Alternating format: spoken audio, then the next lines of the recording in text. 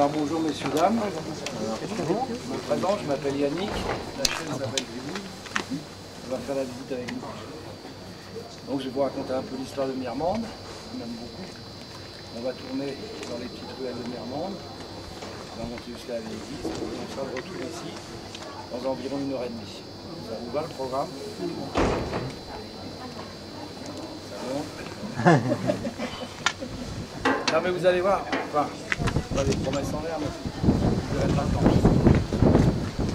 Alors Mirmande, c'est un nom d'origine latine qui vient de mirare, qui veut dire regarder, et mandare, qui veut dire commander.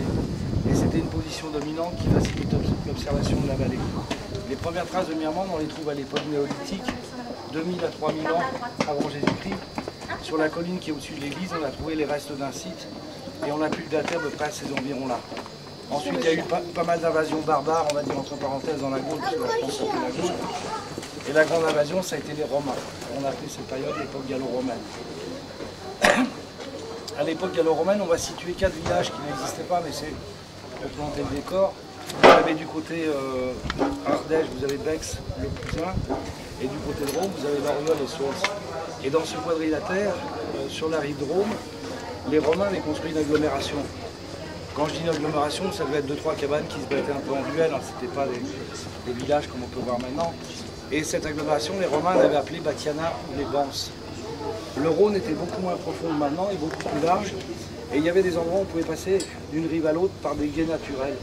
Alors devant cette agglomération, il y avait un gué naturel. Et on dit qu'en 218 avant Jésus-Christ, on y aurait vu passer Hannibal avec ses 37 éléphants. On l'a vu passer partout. Il a traversé le Rhône, c'est sûr, mais on ne sait pas exactement à quel endroit. Mais il y a quand même de grandes chances qu'il soit passé par cette petite agglomération. Alors les Romains avaient construit une route qui partait de Lyon, qui allait jusqu'à Rome, qui allait jusqu'à Lyon. Et ils l'avaient appelée la Via Agrippa. Et on trouve encore des vestiges de cette Via Agrippa le long de la Nationale 7. Au-dessus du Rhône, il y a encore des portions pavées. Tous les 20 km, ils construisaient des relais. Ils appelaient ça des mutatio ou des mentio. Dans ces relais, on pouvait manger, on pouvait dormir, on pouvait surtout changer les chevaux, c'est le plus important. Et le relais le plus proche de Batiana s'appelait Salsis, le relais des Saules. C'est ce qui a donné le nom à Saules, le petit village qui est à l'entrée de la Nationale 7.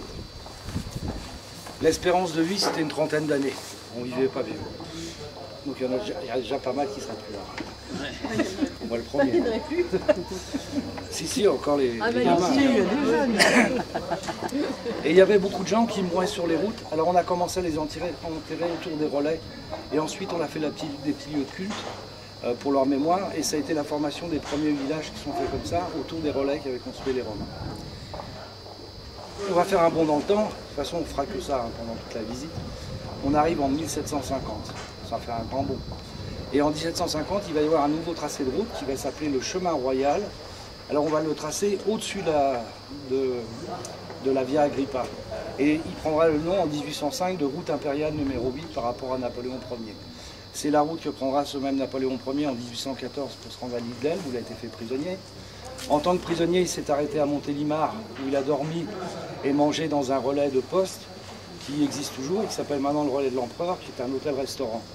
Et en 1815, il va s'échapper de l'île d'Elbe pour la période qu'on va appeler les 100 jours et qui va se terminer par la défaite de Waterloo et son exil définitif à Sainte-Hélène. Donc 1815, en mars 1815, il s'échappe de l'île d'Elbe et il va débarquer à Golfe-Juan. Il va commencer à prendre cette route impériale numéro 8, mais il y a des gens qui viennent le voir et disent « mais attention, quelques kilomètres plus loin, il y a des gens qui vous ont tendu une embuscade et vous risquez d'être pris sous le feu des gens qui ne sont pas de vos partisans. Par contre, si vous montez vers Grenoble, là dans chaque village, il y a des gens qui vont se rallier à vous et vous allez arriver à Grenoble avec un semblant d'armée. Donc il va préférer monter sur Sisteron, Gap et Grenoble, et c'est cette route qu'on a appelée la route de Napoléon. Et plus tard, sur la route impériale numéro 8, on fera l'actuel tracé de la Nationale 7. Voilà l'histoire de la Nationale 7, en gros, des Romains jusqu'à nos jours. Et c'est important de la situer dans la visite de Mirmande, parce que dans cette vallée du Rhône, c'est le seul axe routier qui existe. Donc tous les événements importants sont faits par rapport à cet axe routier. Alors Mirmande et Saules, c'était la même commune jusqu'en 1860. Tout à l'heure, je vais vous parler des industries du verre à soie qui ont été importantes ici à Mirmande et aussi dans d'autres villages situés au bord du Rhône. Et il y avait à peu près 90% de la population de Mirmande qui ne vivait que par rapport à la soie. Et 1860, c'est le déclin de ces industries du verre à soie. Les habitants de Mirmande, qui s'appellent les Mirmandais, n'ont pas su se recycler, donc ils ont été obligés d'aller travailler autre part, ils ont abandonné leur maison, et le village s'est désertifié. Ce qui fait que Saulx a eu plus d'habitants de Mirmande, et ils ont décidé de faire une commune à part entière. Sinon, la commune de Mirmande, elle fait 350 km². Elle est assez importante. Et il y avait 75% de la végétation, c'était des bois de chêne. Ça explique la trace de nombreux sangliers, et aussi la colline là-haut qui s'appelle le mont Porchier, PORC, à cause des cochons. On a toujours des cochons maintenant, enfin des sangliers qui sont dans les bois, mais sont plutôt des... Ils sont beaucoup moins sauvages qu'avant, on appelle ça des cochons gliés. Salut toi! Et c'est surtout les chasseurs qui les mettent dans les... Il y a encore quelques hardes sauvages, mais beaucoup moins qu'avant. Et on avait donc... donc il y avait beaucoup de bois de chêne. Et on avait trouvé de l'argile entre les deux villages de Cliouscla et Mirmande. À Cliouscla, ils ont commencé à faire des poteries. Et à Mirmande, on a fait des tuiles pour faire les toitures. Et on servait des bois de chêne pour alimenter les fours. Ce qui fait qu'au fur et à mesure des siècles, on a tellement puisé dans ces bois de chêne qu'il n'y en a pratiquement plus. Notamment là-haut, maintenant, c'est du bois de pin. La Drôme a fait partie, avec d'autres départements, entre autres du Dauphiné, qui était un immense territoire et qui était destiné au fils aîné du roi de France, donc le dauphin. Alors, le dauphin, c'était donc le fils aîné du roi de France. Quand le roi mourait, si le dauphin n'avait pas été assassiné ou s'il n'était pas mort de sa belle mort, c'est lui qui prenait la place du roi. Et ainsi de suite. Donc, quand il avait un premier-né, on lui donnait le Dauphiné.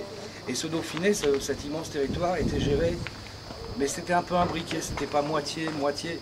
Alors il y avait des parties qui étaient gérées par le clergé et des parties par la noblesse. Les seigneurs les plus importants de ce coin du Dauphiné s'appelaient les Adhémars de Monteil. D'où le château des Adhémars, la gare d'Adhémars, et aussi le mont Montélimar. Monteil-Adhémars, Montélimar, Montélimar, ça a été une contraction. Ce qui les intéressait, ces seigneurs, c'est lorsqu'ils avaient un territoire comme Mirmande, c'est-à-dire un beau piton rocheux, où il y avait une belle vue sur l'axe routier, ils décidaient de construire un château fortifié. Donc au XIIe siècle, là-haut, ils vont construire un château fortifié. On verra pourquoi ce château n'existe plus tout à l'heure.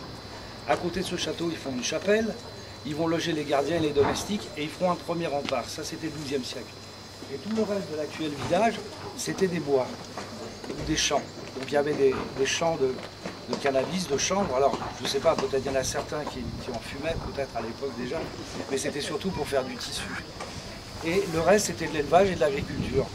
Et donc les paysans qui s'occupaient de ces champs étaient logés à l'intérieur de l'enceinte d'en haut, soit dans des petites maisons, des petites cabanes en bois, ou soit dans la forêt où il y avait des habitations, enfin dans la roche où il y avait des petites habitations troglodytiques. Au XIIIe, XIVe, XVe siècle, les Adhémars de Monteil décident de construire un second rempart. Donc c'est celui-ci qui était destiné à protéger le premier rempart là-haut, et puis aussi le piton rocheux sur lequel Mirmande est construit. Ce rempart fait tout le tour du village, et il avait 4 entrées, c'était les 4 points cardinaux. L'entrée principale était ici, il faut avoir un petit peu d'imagination. Hein. C'était un pont-levis qui s'ouvrait sur des douves sèches. Vous aviez un immense bois de chêne et un petit sentier qui allait jusqu'à Saulx. Et lorsque le rempart est en voie de... Enfin, on peut dire qu'il est imperméable aux attaques, ils vont construire, avant la finition de ce rempart, ils vont construire la première maison de Mirmande actuellement. Donc c'est la maison qui est ici, qui part avec les volets verts et qui va jusque là. C'était la maison des gardiens qui gardait ce pont-levis. La petite allée à côté, c'est une allée qui était soit en terre battue ou en herbe, et il appelle l'allée des Alessans, A2LEY, 2SANS.